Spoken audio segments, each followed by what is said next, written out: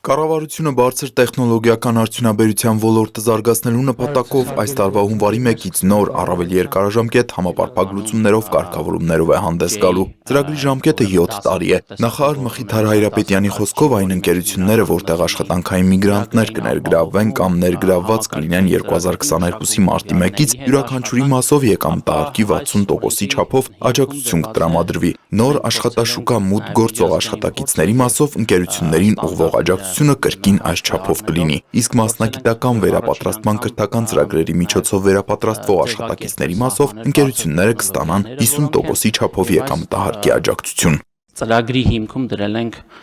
ոչ միայն ՏՏ ոլորտը, այլև իսկապես բարձր տեխնոլոգիական արդյունաբերության ոլորտը, որպես հիմնական նախապայման գիտահեն տնտեսություն ունենալու մեր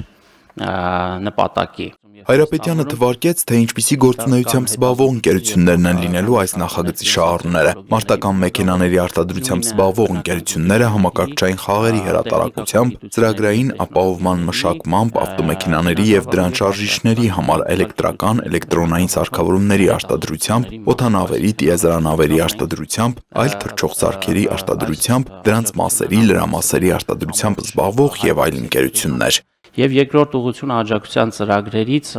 նախատեսված է R&D-ի մասով, այսինքն գիտական հետազոտությունների եւ փորձարարական մշակումների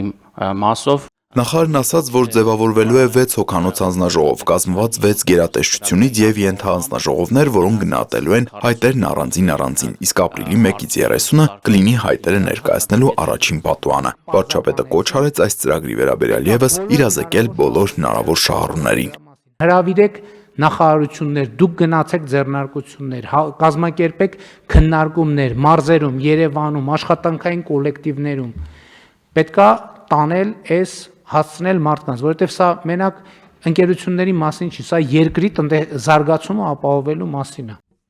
Հաջորդ նախագծով Ծաղկաձորի Խաչատուր Կեչառեցու փողոց 1 հասցեով որպես առանձին գույքային միավոր գրանցված 3680 քառակուսի մետր մակերեսով շենքշինությունները, ինչպես նաև դրանցով զբաղեցրած օգտագործման ու սպասարկման համար հատկացված 2.9 հեկտար մակերեսով օղամասը կնվիրաբերվի համայնքին։ Վարչական շենք, թատրոնի շենք, ավտոկայանատեղի եւ քաղաքային զբոսայգի կառուցելու նպատակով։ Միաժամանակ Ծաղկաձորի Օրբելիի եղբայրների փողոց 9 հասցեում գտնվող համայնքային սեփականություն հանդիսացող շենքը կնվիրաբերվի պետությանը, սակայն Ծաղկաձոր համայնքը կշարունակի իր գործունեությունը նշված հասցեում, մինչև համայնքին նվիրաբերվող հասցեում կկառուցվեն համայնքի նոր վարչական շենքը, թատրոնի շենքը, ավտոկայանատեղին եւ քաղաքային զբոսայգին։ Մինչև 2029 թվականի ավարտը նվիրաբերվող տարածքում Ծաղկաձոր համայնքի միջոցների հաշվին կիրականացվի 1 միլիարդ դրամի ներդրում։ Նախատեսվում է այդ 5 շինությունները ապամոնտաժել, կառուցել 2 նորը, այդ մեկում կլինի համայնքի վարչական նոր շենքը, երկրորդում թատրոնը, դրանց կիսանկուղային հարկերում եւ բակային տարածքում կլինեն նաեւ ավտոկայանատեղիներ, իսկ 2 հեկտարը հատկացված է լինելու զբոսայգի կառուցելու համար։ Ծաղկաձորում տարօրինակ թվա, բայց զբոսնելու տեղ չկա, հանրային, որովհետեւ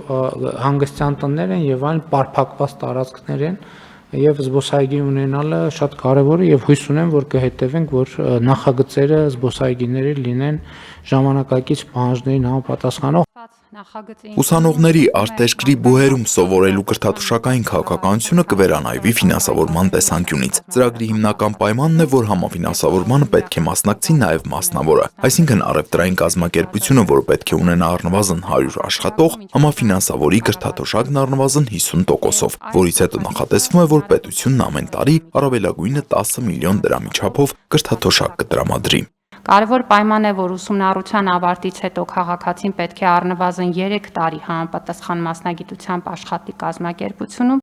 Վարչապետն արձագանքեց Լուիս հիմնադրամի կրթաթոշակ ստացածների ընդամենը 20%-ն է, որ վերադարձել է Հայաստան, եւ հետագաբար ստացվում է, որ կրթության ֆինանսավորման ներքո պետությունը արտագաղթ է ֆինանսավորում, ապա հավելեց. Համանման գործունեություն պատվիրակել են նաեւ Իմ Քայլը հիմնադրամին, բայց կրկին 40% չվերադարձելիություն է եղել, եւ դա խնդիր է։ Թվում է թե պայմանագիր է կնքած, թվում է թե կառավարությունը ուղիղ կամ անուղղակի աջակցում է, որ մարդիկ գնան սովորեն, գնում են հետ չեն գալիս։ Վարչապետի խոսքով էական չէ, չվերադարձողները տղաներ են թե աղջիկներ, քանի որ խնդիրը միայն զինվորական ծառայության անցնելը չէ։ Որոշման նախագիծն ընդունվեց, բայց քննարկման արդյունքում որոշվեց, որ պետք է մինչև աշուն մոնիտորինգ արվի, հասկանալու համար սովորածների վերադարձելիության մասով վիճակագրությունը։ Նշվեց, որ եթե կրթություն ստանալուց հետո Հայաստան վերադարձողների եւ այստեղ աշխատողների թիվը ցածր է, ապա ծրագիրը չպետք է գործի։ Տիգրան Հովակիմյան, Հորիզոն։